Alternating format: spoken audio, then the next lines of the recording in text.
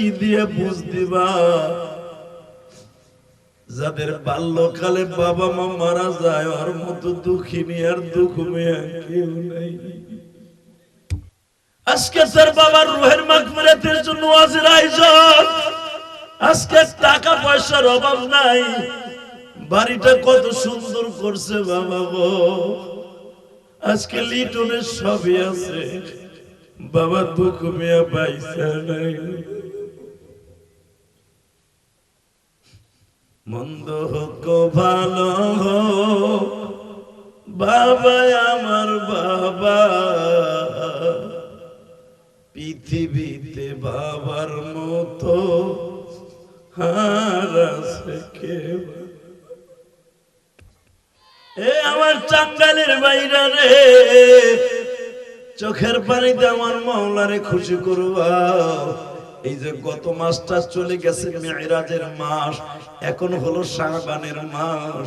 আমার বিশ্ব নবী বাবাজান গত মাসে নামাজ আনছে, গত মাসের ৩ তারিখ রোজার আয়াত নাযিল হয়েছে। রজব মাসটা এত দামি মাস, যেই মাস রাতটা উদিত হলেই নবী দোয়া করতেন, আল্লাহুম্মা বারিক লানা ফি রজব ওয়া শাবান আবাল্লিগনা রমাদান। বাজানদের রজব আর শাবান মাস হলো রমজান মাসের জন্য প্রস্তুতি নেয়ার মাস। আমি দেখবে এখন সুবহানাল্লাহর আওয়াজ দিয়ে কলমটারে ধুইয়া মুইছা পরিষ্কার বানাবো। আমার আল্লাহ তোমার জন্য জান্নাতের ফুলের বাগান করে রেখে দিবে। এখন দিলটা নরম করবার নবী আমার ইমামতি তো জীবনে করে নাই গো বাবা। বিশ্ব নবী আমার 2 রাকাত নামাজ পড়ায় দিলেন, ছোট্ট ছোট্ট সূরা দিয়ে নামাজ পড়ায় দিলেন। সালাম ফিরে দেখতেছি একজন মানুষ আমার পিছে নাই। বাজান এখন দিলটা নরম করবেন, যখন পিছনে তাকায় দেখে কেউ নাই। জিবরাইল বলে, নবী দেখেন তো এই মসজিদটা চেনেননি? নবী আমার বলে, আমি কি জীবনে কোনোদিন আসছি? নবী আপনার ক্যাটালগে লেখা আছে সুবহানাল্লাযী আসরা বিআবদিহি লাইলাম মিনাল মাসজিদিল হারামি ইলাল মাসজিদিল আকসা। নবী এই যে সেই মসজিদে আকসা, নবীকে আমার জীবনে তাই নাই। নবী এই মসজিদটা ভালো করে দেখে নেন, এটা কিন্তু আপনার শ্বশুর বাড়ি। বাজান এবার আমার দিকে তাকান। যখন শুনলো এই লোকটাই মালাকুল মউত আজরাইল, মুসা পয়গম্বর থরথর করে কাঁপতাছে আর বলে, জিবরাইল রে, আমি তারে একটা থাবুর দিছি, আমার ভুল হয়ে গেছে। আমার জান কবজ করতে আসলে তো আমার সে অনেক মাইর দিব। মৃত্যুর কষ্ট আমি কেমনে সহ্য করবো রে জিবরাইল?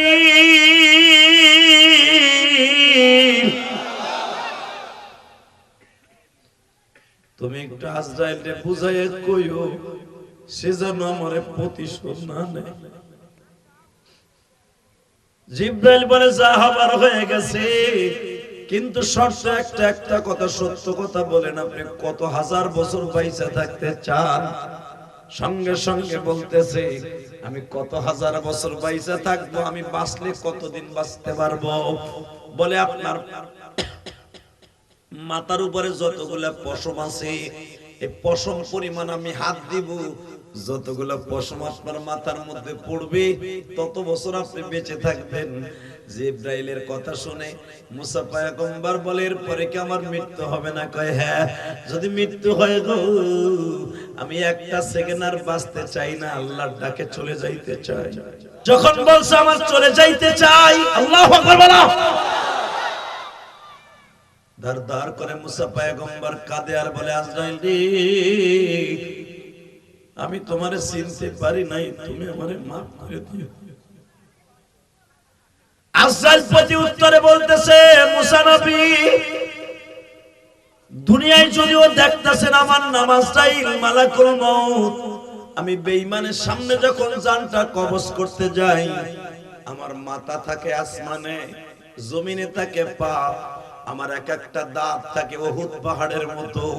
কিন্তু নেককারের কাছে যখন আমি জান কবজ করতে যাই, ছোট বাচ্চার মতো, সাধারণ মানুষের মতো হয়ে যায়। 7 বছরের মেয়ে তার বাবারে বলছে, বাবা গো, আমার জন্য তুমি খিচুড়ি নিয়ে আইসো। লিটন ভাইয়ের কলিজার টুকরা একমাত্র সন্তান মাদ্রাসায় পড়ে, যদি টেলিফোন করে বলে আব্বু দোকান থেকে তুমি আমার জন্য খিচুড়ি পাঠাও, বাবাই যাত্রা বাড়িতে ব্যবসা করত, দোকানের কর্মচারীটা নাই দোকানে, মেয়ে বলছে আর দেরি করে নাই, মোটর সাইকেলটা হাঁকাইয়া খিচুড়ি নিজে কিনছে। খিচুড়ির প্যাকেটটাকে হাতের মধ্যে নিয়ে মোটর সাইকেলে পিকআপ দিয়ে মোটর সাইকেলটা ছেড়েছে। রাস্তা ক্রসিং করতে যে বাসার মধ্যে ঢুকবে, পিছনের থেকে একটা টলি গাড়িতে এমন জোরে ধাক্কা দিছে বাবা, পিছনের চাকার নিচে পড়ি একবারে মাথার মগজ এক জায়গায়, বডি আর এক জায়গায়। খিচুড়ির প্যাকেটটা এখনো ঠিক আছে গো। আল্লাহর বান্দা পরপারে চলিয়ে গেল। আমি ইলিয়াসুর রহমান জিহাদি জানতাম ওই লোকটা আমার অনেক ভক্ত। জানাজায় গেলাম বাবা, যায় দেখি কাফনের কাপড়টা যখন পরিধান করে বাড়ির সামনে ফেলায় রাখছে। লক্ষ লক্ষ টাকার মালিক এই ছেলেটা, মাত্র 7 বছরের মেয়েটা। যখনই কাফনের কাপড়টা এইভাবে পরিধান করাইয়া বাড়ির সামনে রেখে দিছে, মসজিদের খাট পাশে পালকিতে। ছোট্ট 7 বছরের মেয়েটা বাবার এই লাশের কাপড়ের কাছে যাইয়া ডাকে আর বলে আব্বু তুমি আমার জন্য খিচুড়ি আনবা।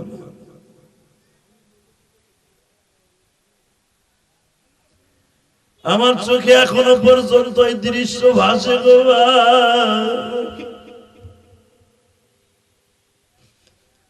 7 বছরের মেয়েটা বাবার লাশের পাশে যাইয়া বারবার বলে আব্বু তুমি আমার জন্য খিচুড়ি আনবা। আমার কলিজার টুকরা ভাইরা রে, ওই মেয়েটারে তুমি কি দিয়ে বুঝ দিবা? যাদের বাল্যকালে বাবা মা মারা যায়, ওর মতো দুঃখিনী আর দুঃখ মেয়ে কেউ নাই।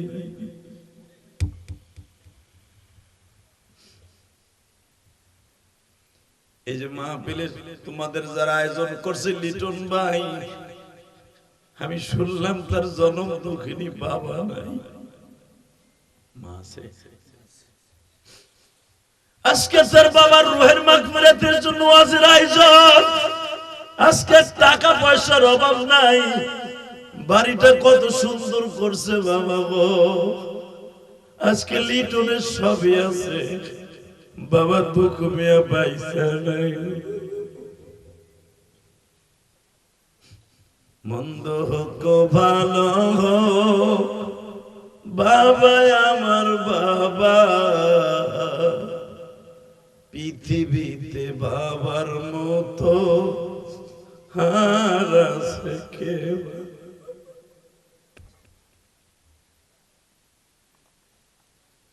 আল্লাহ, এই শাবান মাসে যারা কাঁদবে, তুমি না কইছো শাবান মানে পরিষ্কার করার পাত্র। এদের চোখের পানি ছাড়া গুনাহ মাপ পরিষ্কার করার সিস্টেম নাই।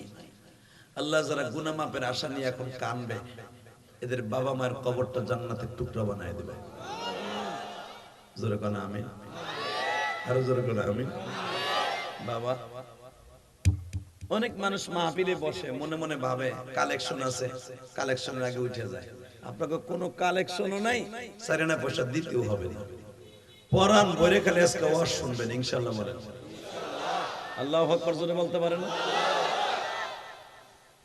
শুধু আমি আপনাদের দুইটা পাও ধরে যাব, যারা লিটন ভাইয়ের মতো বাবা নাই তাদের জন্য আজকে সারপ্রাইজ।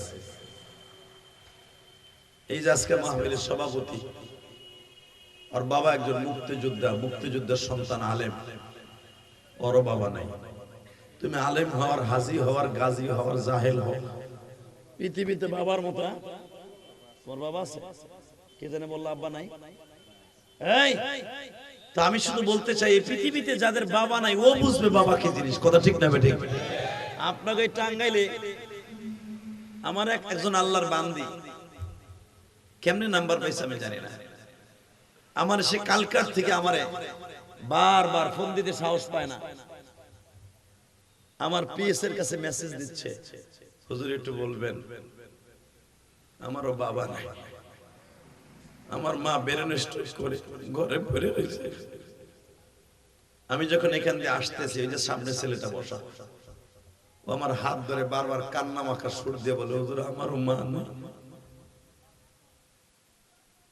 এই পৃথিবীতে যার মা নাই ওর মতো দুঃখী কেউ নেই। ঠিক না বেটি? জোরে করে, আরো জোরে, আরো জোরে। টাকা পয়সা সব পাবা এই মাহফিল এখানে আসার পরে। মাহফিল কমিটির লিটন ভাইয়ের আশেপাশে যত বন্ধু বান্ধব সবাই বলছে মা বাবার ওয়াজ করতে। মা বাবার ওয়াজ আমি করতে চাই না, কেন জানেন? একমাত্র করতে চাই না, আমি মার ওয়াজ করতে গেলেই পরের দিন আর আমি ওয়াজ করতে পারি না, কারণ মার ওয়াজ করতে গেলেই তো আমার কলিজাটা লাউ গাছের মতো ফুলে ওঠে। কারণ এই পৃথিবীতে যার মা নাই ওর মতো দুঃখী আর কেউ নাই। তা আমি তো 12 বছর বয়সে মা হারাইছি, তা মায়ের ওয়াজ আমি কি করবো? আর আমি যেখানেই যাই খালি মা বাবার ওয়াজ করতে চাই। আর মা বাবার ওয়াজ করবো না কেন? বর্তমানে যুবকগুলা একমাত্র জাহান্নামের রাস্তা হয়ে যাইতেছে মা বাবারে কষ্ট দেওয়ার কারণে। কথা কন না কেন? দইরাই মায়ের বিয়ে করার পরে হাউরি মারিটা ঘরে আসার সাথে সাথে বউ ঘরে আনার লগে লগে মারে আলাদা করে। কথা ঠিক বলছি না বেঠিক বলছি? আমি আপনাদের এই টাঙ্গাইলের কথা বলি না, আমি আমার কেরানীগঞ্জের কথা বলি।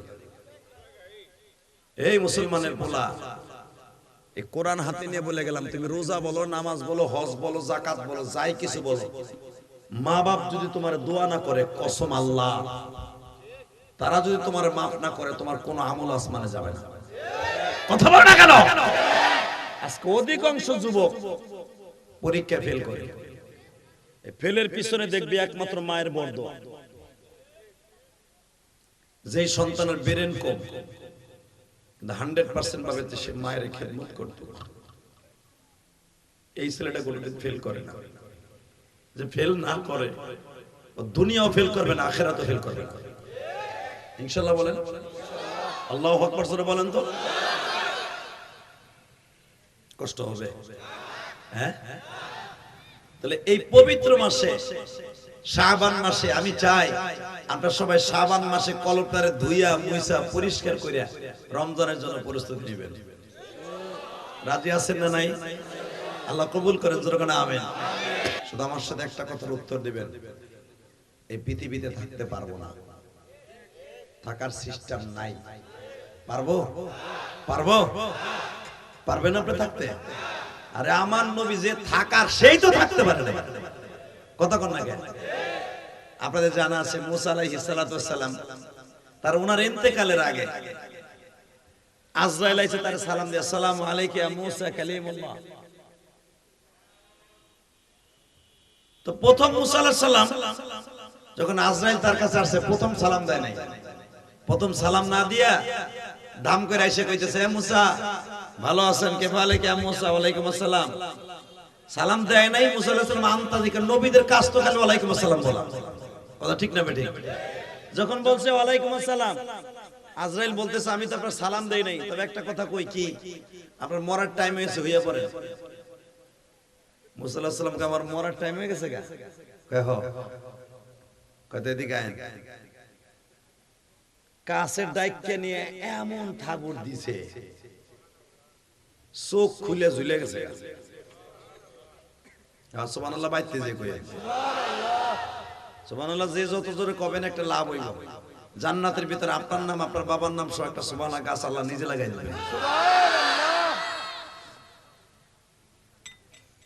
যখন বলছে আপনি হইয়া পড়েন, আপনার হায়াতে জিন্দেগি শেষ, মুসা কাছে এদিকে আয়, কাছে নিয়ে এমন থাবুর দিছে, চোখ খুলে পড়ে গেছে।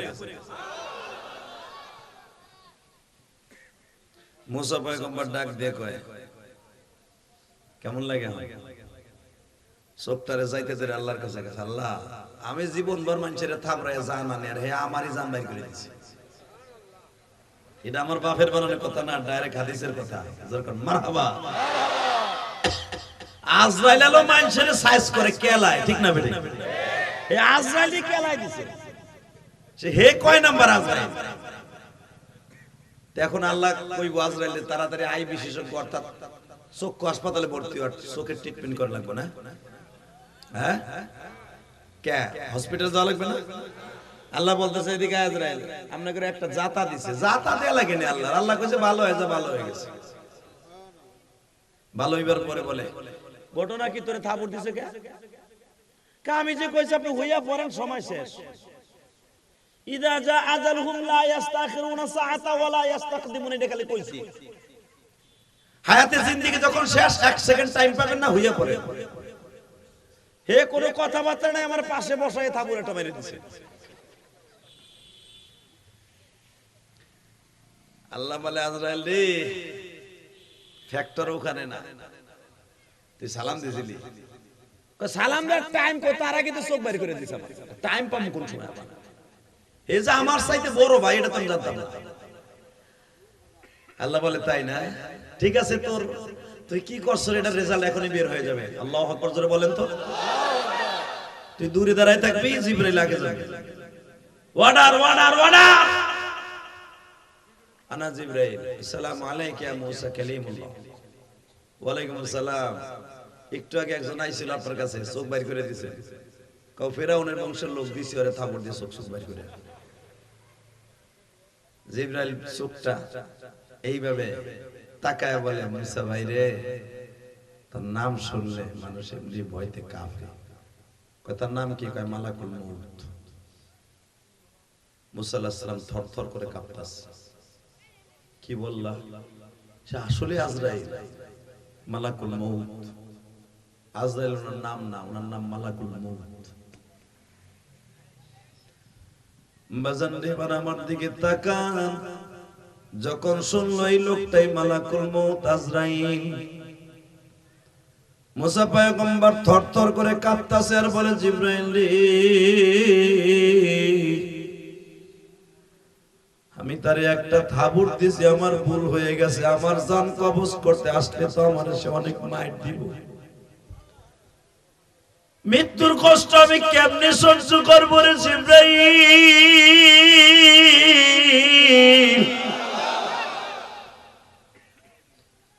তুমি একটু আজরাইলকে বুঝাইয়া কইও, সে যেন আমারে প্রতিশোধ না নেয়। জিবরাইল বলে, যা হবার হয়ে গেছে, কিন্তু শর্ত একটা, একটা কথা সত্য কথা বলেন, আপনি কত হাজার বছর বাইচা থাকতে চান? সঙ্গে সঙ্গে বলতেছে, আমি কত হাজার বছর বাইচা থাকবো, আমি বাঁচলে কতদিন বাঁচতে পারবো? বলে, আপনার মাথার উপরে যতগুলা পশম আছে, এই পশম পরিমাণ আমি হাত দিব, যতগুলা পশম আপনার মাথার মধ্যে পড়বে তত বছর আপনি বেঁচে থাকবেন। জিবরাইলের কথা শুনে মুসা পয়গম্বর বলে, এরপরে কি আমার মৃত্যু হবে না? কয় হ্যাঁ, যদি মৃত্যু হয় গো, আমি একটা সেকেন্ড আর বাঁচতে চাই না, আল্লাহর ডাকে চলে যাইতে চাই। যখন বলছে আমার চলে যাইতে চাই, আল্লাহু আকবার বলো। দার দার করে মুসা পয়গম্বর কাঁদে আর বলে, আজরাইল রে, আমি তোমারে চিনতে পারি নাই, তুমি আমারে মাফ করে দিও। আজরাইল প্রতি উত্তরে বলতেছে, মুসা নবী, দুনিয়ায় যদিও দেখতেছেন আমার নাম আজরাইল মালাকুল মউত, আমি বেঈমানের সামনে যখন জানটা কবজ করতে যাই, আমার মাথা থাকে আসমানে, জমিনে থাকে পা, আমার এক একটা দাঁত থাকে উহুদ পাহাড়ের মতো। কিন্তু নেককারের কাছে যখন আমি জান কবজ করতে যাই, ছোট বাচ্চার মতো, সাধারণ মানুষের মতো হয়ে যায়। এবার কান কান, আজরাইল তার জীবনের সবচাইতে বড় ভয়ঙ্কর চেহারাটা আমার নবীরে দেখাইছিলেন মেরাজের রাতে। আপনার মন খারাপ? আজরাইলের আসল চেহারা দেখবেন না নকলটা দেখবেন? আসলটা দেখবেন, তাহলে তো কেলানি খাবেন। কোন যে নকলটা দেখবো?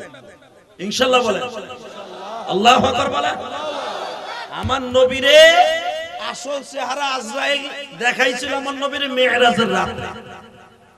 আমার আল্লাহ চান নাই, আল বিদায়া ওয়ান নিহায়া কিতাবে দেখবেন, আমার নবীর অনেক রিকোয়েস্টে আমার নবীরে আজরাইল তার আসল চেহারাটা দেখাইছিল।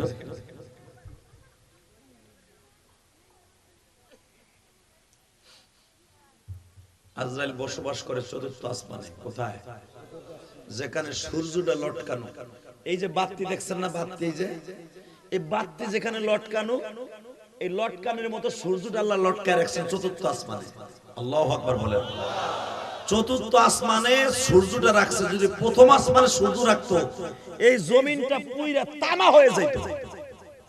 এই সূর্যের তাপকে নিয়ন্ত্রণ করার জন্য সূরা বুরুজের তাফসিরে দেখবেন, ওয়াস-সামা ইযাতিল বুরুজ ওয়াল ইয়াউমিল মাউউদ ওয়া শাহিদিন ওয়া মাশহুদ। কক্ষ বিশিষ্ট আসমানের কসম। এই কক্ষ বিশিষ্ট আসমানের কসম বুঝিতে আল্লাহ কি বুঝাইছে? ও নবী, আমি প্রথম আসমানকে বানাইছি সুদা পানির বরফ দিয়া।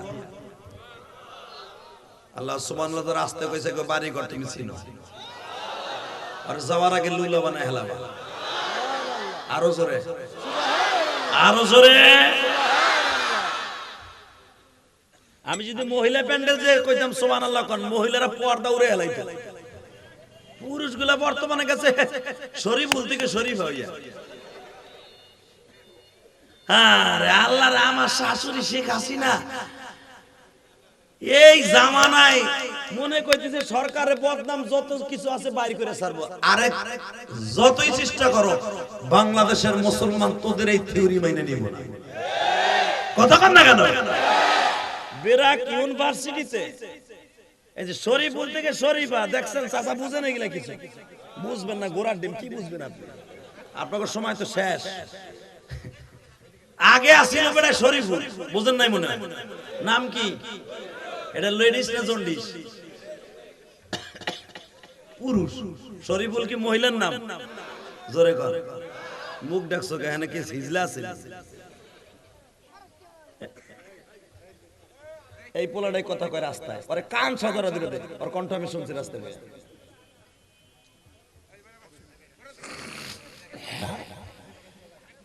তাকানের দিকে। এই তো দেখেন কি থিওরি চালু করা দিছিল। আল্লাহ শুকর, ওই সাতটার জন্য দোয়া করি যে প্রথম এটার উদ্ঘাটন করছে। আলহামদুলিল্লাহ বলেন। আগে আসিল শরীফুল, তার মানে নাম হলো শরীফুল। হঠাৎ করে উনি মনে মনে ভাবছে আমার এখন আর জন্ডিস জিন্দেগি ভালো লাগে না, আমি এখন লেডিস হব। লেডিস হবে কেমনে? মনে মনে কয়ে নিল যে আমি আজ থেকে আর পুরুষ না, মহিলা। বাস মহিলা শুরু হয়ে গেল। নাউজুবিল্লাহ বললেন না? এটা কি মাইনে নেওয়া যায়? আর বর্তমানে এরা থিওরি চালু করতে চাইছিল, ওই যে শরীফুল ওইটারে ক্যাসাত করে কাটে দিয়া একটা টান দিয়া। নাউজুবিল্লাহ বললেন না? অর্থাৎ হিজলা বানায় দিছে, হিজলা। এটা কোনোদিনও বাংলার জমিনে হবে না, যদি করেন না কেন? আমরা দেখছেন চট্টগ্রামে কয়েকদিন আগে সরকারের ভাবমূর্তি নষ্ট করার জন্য, এটা আমরা বুঝি, আদালতের মধ্যে জয় শ্রীরাম দিয়ে তারা স্লোগান দেয়। 95% দেশে জয় শ্রীরাম দেশ, এটা তোদের দিল্লির মসনদ না, এটা শাহজালাল আমানির দেশ, শাহ মাকদুমের দেশ, খান শাহজাহানের দেশ, এই টাঙ্গাইলের জমিনের দেশ, তাবলিগওয়ালাদের দেশ, সরমনে আল্লাহর কুতুবের দেশ, লক্ষ লক্ষ কোটি কোটি হাফেজে কোরআনের দেশ। এই দেশে যদি কোন নাস্তিক মতবাদ চালু করতে চাস, জয় শ্রীরাম দিয়ে যদি কোনো কিছু চালু করতে চাস, জীবন দেবে বাংলার মুসলমান। তোদের এই আওয়াজকে কোনদিন অ্যাকসেপ্ট করবে না। কথা ঠিক না বেঠে?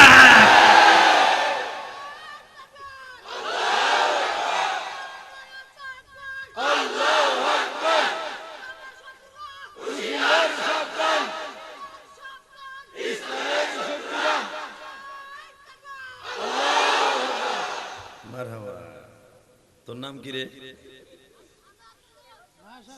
মন্ডল বংশের পোলা?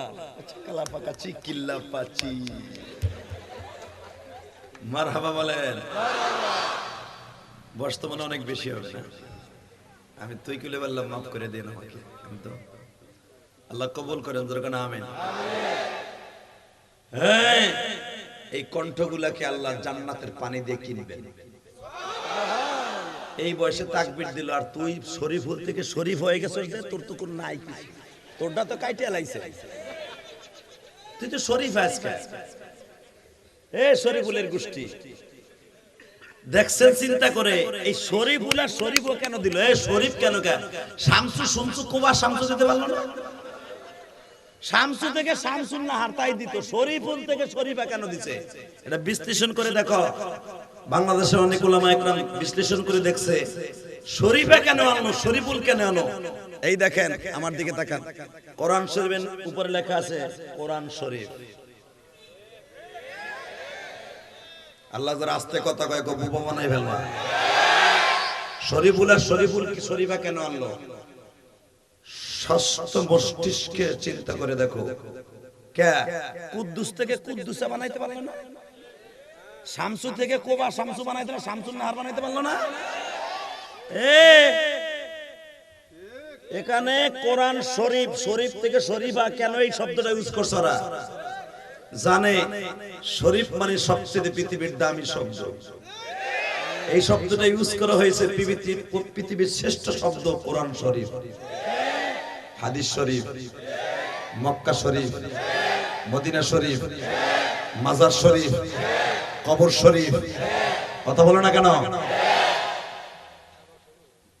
পৃথিবীর সর্বশ্রেষ্ঠ জায়গা কাবা শরীফ, মসজিদে আকসা শরীফ। এরা চিন্তা ভাবনা করে শরীফ শরীফা বের করছে।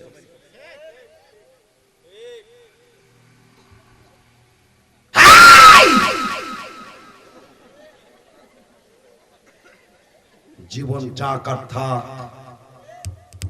কোন নাস্তিকের এই চিন্তা ভাবনা বাংলার জমিনে, শাহজালাল আমানের জমিনে হবে না, হবে না, হবে না।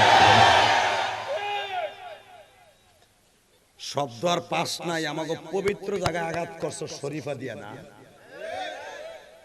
শরীফ থেকে শরীফা এগুলো আমরা বুঝি। আবার যেদিন থেকে শরীফ থেকে শরীফা বানিয়ে ফেললা, তার 2-3 সপ্তাহ 1 মাস পরে জয় শ্রীরাম দিয়ে তোমরা আমাকে কলিজা আঘাত করতে চাও। এটা দিল্লির মসনদ ভাইব না। এই দেশ থেকে আমরা মুক্তিযোদ্ধারা কুত্তার মতো পিডাইয়া হানাদার বাহিনীকে এই দেশ থেকে তাড়াইছি।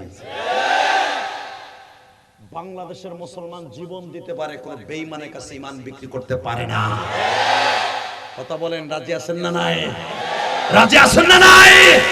কারা কারা রাজি আছেন? কোরআনের সূরা সিফাত আলাকে হাত উঁচু করে দাঁড়িয়ে দাও।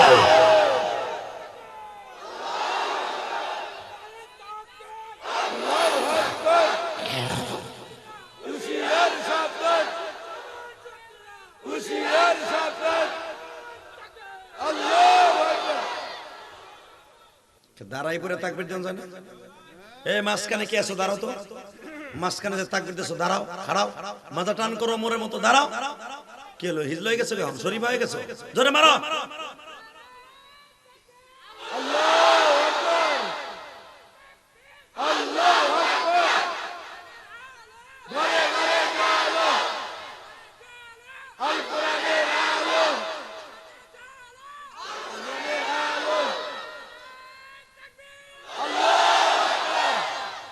এই যুবক, তোর পাও দুটো ধরে যাচ্ছি। টাঙ্গাইলের যুবক, পৃথিবীতে যতই শরীফের বিরুদ্ধে, কোরআন শরীফ, মদিনা শরীফ, মক্কা শরীফ, বাইতুল্লাহ, কাবা শরীফ, আমার নবীর রওজা শরীফ, এই পবিত্র শব্দটা যতই অপবিত্র স্থানে রাখতে চাও, পৃথিবীর কেউ না বুঝলে আমরা মুসলমান বুঝি। জীবনের বিনিময় হলো ওই শরীফ শব্দটা শরীফ জায়গায় থাকবে। বাইতুল মুকাদ্দাস শরীফ তোরা চাইতেছস নাপাক বানাইতে, বেজরমা ইসরাইলরা। জীবনের বিনিময় হলো বাইতুল মুকাদ্দাস কোন বেঈমানের হাতে যাবে না, যাবে না, যাবে না, যাবে না, যাবে না। কারণ এই দেশ থেকে আমার নবী ইমামুল মুরসালিন খেতাব পেয়েছে। এই বাইতুল মুকাদ্দাসের দরজার সামনে দাঁড়ায় আমার নবী নবীদেরকে পিছনে ফিরে ইমামতি করেছে। এখান থেকে এত তাড়াতাড়ি কোন বেঈমানের হাতে বাইতুল মুকাদ্দাস দখল করতে পারবে না। ইনশাআল্লাহ বলেন, আল্লাহু আকবার জোরে বলেন। কেন এই দেশটা বেঈমানের হাতে যাবে? এই দেশে ঘুমিয়েছে আমার জাতির পিতা ইব্রাহিম। আমি এক একজন নবীর নাম নিব, আপনি আসমান জমিন কাঁপায় আল্লাহু আকবার বলবেন। কেমন? হ্যাঁ, এই পিছনেতে যাও না, গেলে কি দেশকে লুলো হয়ে মরবা। একসাথে এই বাইতুল মুকাদ্দাসের থেকে মাত্র 10 কিলোমিটার দূরে ঘুমিয়েছে আমার জাতির পিতা ইব্রাহিম। এই বাইতুল মুকাদ্দাস থেকে 13 কিলোমিটার দূরে ঘুমিয়েছে নবী সুলাইমান। বাইতুল মুকাদ্দাসের উত্তর গেটে ঘুমিয়েছে নবী জাকারিয়া। বাইতুল মুকাদ্দাসের উত্তর গেটে ঘুমিয়েছে নবী ইয়াহইয়া। বাইতুল মুকাদ্দাস থেকে মাত্র 27 কিলোমিটার দূরে ঘুমিয়েছে নবী ইউসুফ। বাইতুল মুকাদ্দাস থেকে 100 কিলোমিটার দূরে ঘুমিয়েছে নবী মুসা।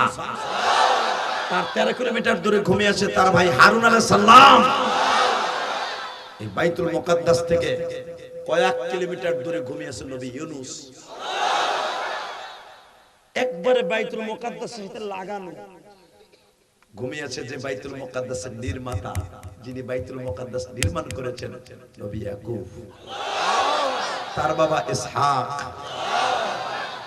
এতগুলা নবী, 3000 এর উপরে নবী ঘুমিয়েছে বাইতুল মুকাদ্দাসে। বেঈমানগুলো দখল করে নিয়ে যাবে এত সহজ? জীবনের বিনিময় হলো বাইতুল মুকাদ্দাস কোন বেঈমানের হাতে বিক্রি হবে না, হবে না, হবে না। ইনশাআল্লাহ বলেন, আল্লাহু আকবার জোরে বলেন তো। কষ্ট হইতেছে? টাকা নাই দিকে। আমার নবী যখন মিরাজের রাতে বাইতুল মুকাদ্দাসে যায়, এখানে যাওয়ার পরে দেখে 1,24,000 পয়গম্বর সবাই নবীর পিছনে কাতার দিয়ে দাঁড়ায় গেছে। 3টা জায়নামাজ খালি। কয়টা? জোরে কর, আরো জোরে, জোরসে বলো। জোর হলো না, আরো জোরে। ইলেকশন আইতাছে উপজেলা। 3টা জায়নামাজ খালি, লক্ষ লক্ষ মানুষ কাতার বন্দী হয়ে দাঁড়ায় গেছে। 3টার ভিতরে দাম করে জিবরাইল যে একটা দাঁড়ায় গেছে। আমি আর ওয়াজি করব না। আল্লাহুম্মা আমিন। না না,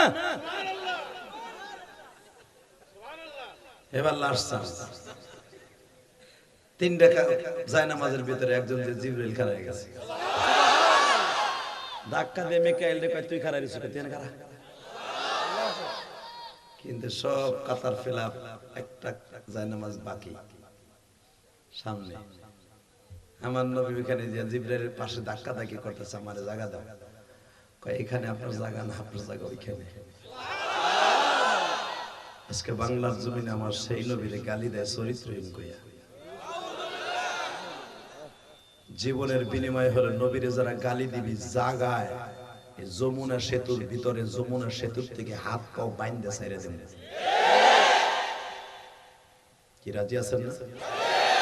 বাগানে দিকে জিবরাইল নবীর হাতটা ধরে সামনে দাঁড় করাই দিয়ে বলেন, নবী গো, আপনার স্থান পিছনে নয়, আপনার সামনে দাঁড়াবে এমন কোন মারফুত জন্ম নেই না।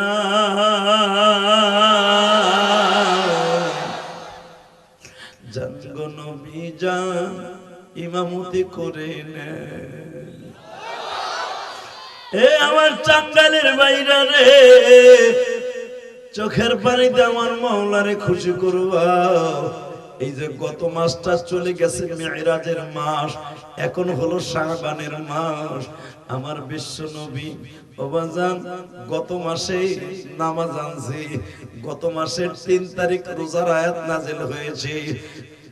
রজব মাসটা এত দামি মাস, যেই মাস রাতটা উদিত হলেই নবী দোয়া করতেন, আল্লাহুম্মা বারিক লানা ফি রজব ওয়া শাবান আবাল্লিগনা রমাদান। বাজানদের রজব আর শাবান মাস হলো রমজান মাসের জন্য প্রস্তুতি নেয়ার মাস। আমি দেখব এখন সুবহানাল্লাহর আওয়াজ দিয়ে কলবটারে ধুইয়া মুইছা পরিষ্কার বানাবো। আমার আল্লাহ তোমার জন্য জান্নাতের ফুলের বাগান করে রেখে দিবে। এখন দিলটা নরম করবার নবী আমার ইমামতি তো জীবনে করে নাই গো বাবা।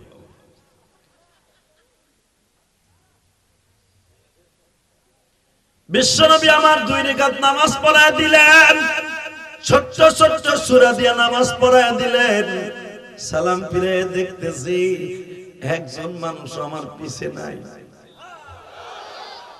বাজানা কোন দিলটা নরম করবেন যখন পিছনে তাকায় দেখে কেউ নাই। জিবরাইল বলে নবী দেখেন তো এই মসজিদটা চেনেননি? নবী আমার বলে আমি কি জীবনে কোনোদিন আসছি? নবী আপনার ক্যাটালগে লেখা আছে সুবহানাল্লাযী আসরা বিআবদিহি লাইলাম মিনাল মাসজিদিল হারামি ইলাল মাসজিদিল আকসা। নবী এই যে সেই মসজিদে আকসা, নবীকে আমার জীবনে তাই নাই। নবী এই মসজিদটা ভালো করে দেখে নেন, এটা কিন্তু আপনার শ্বশুর বাড়ি।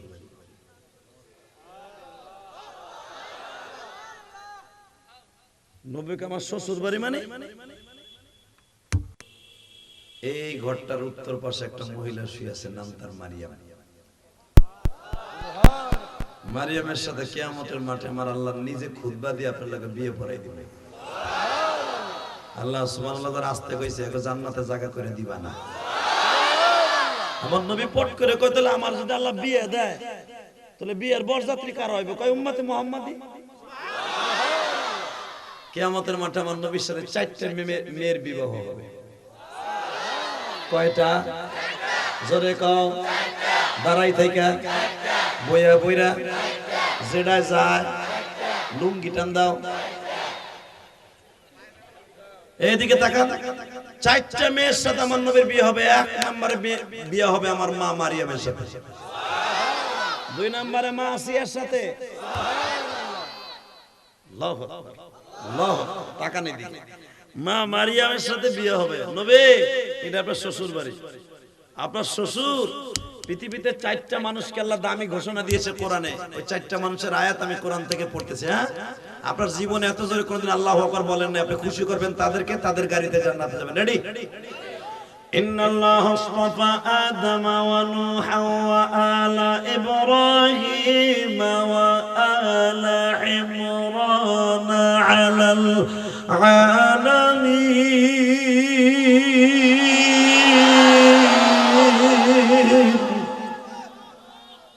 নি গলা ব্যথা করে একটু আওয়াজটা বাড়া রে বেটা।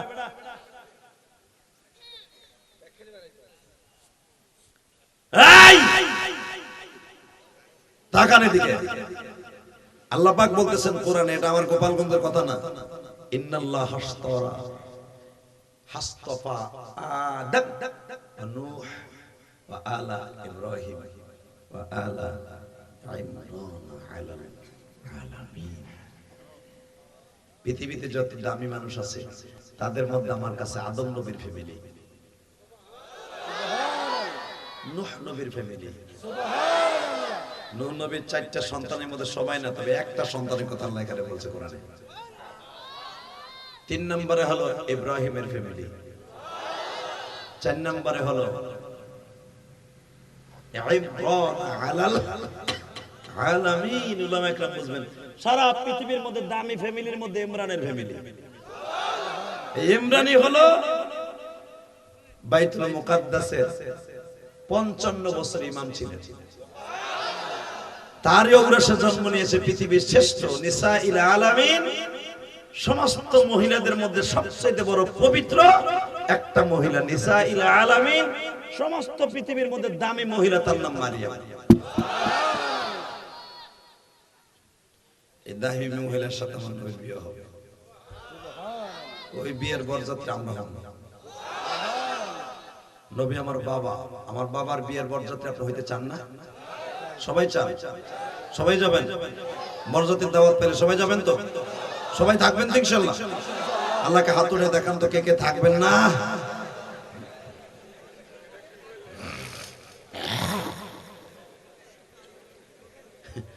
আমি জানি আপনারা উল্টা পাল্টা উঠে হেলাইছেন, তবে আপনারা সবাই থাকবেন, আমিও থাকবো, আপনারাও থাকবেন ইনশাআল্লাহ।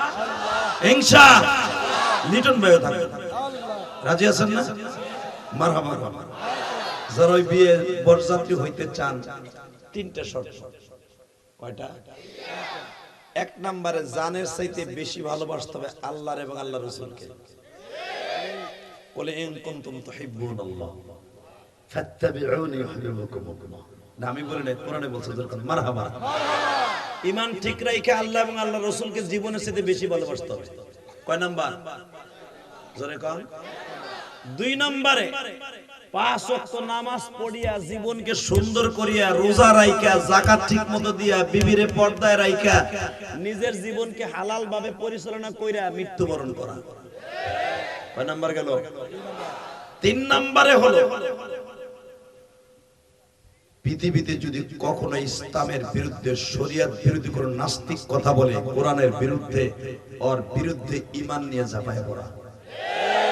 এইটাই তো লাগবে আপনাকে লগে আমার। এখন কবেন আপনি জিএমবি রাখড়া বানাইতেছেন না। বিশ্বনবী যদি জীবনে বসে থাকতেন কোরআন আজকে এই ঘরে পর্যন্ত আসতো না।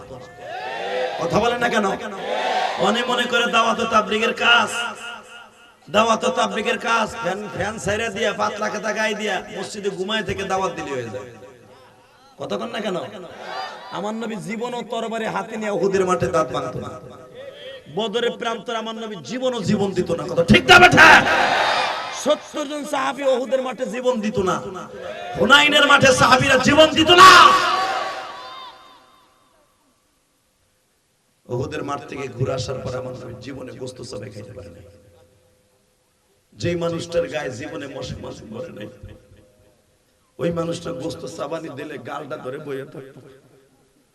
মা এসে জিজ্ঞেস করতেন, ইয়া রাসূলুল্লাহ লেশ মাফি মুশকিল, কি হয়েছে হুজুর, আপনি কোন সমস্যা? আয়েশা রে কোন সমস্যা নাই রে আয়েশা, সমস্যা একটাই, উহুদের মাঠের ভাঙা দাঁত দুইটা আমারে গোশত সবাই খাইতে দেয়।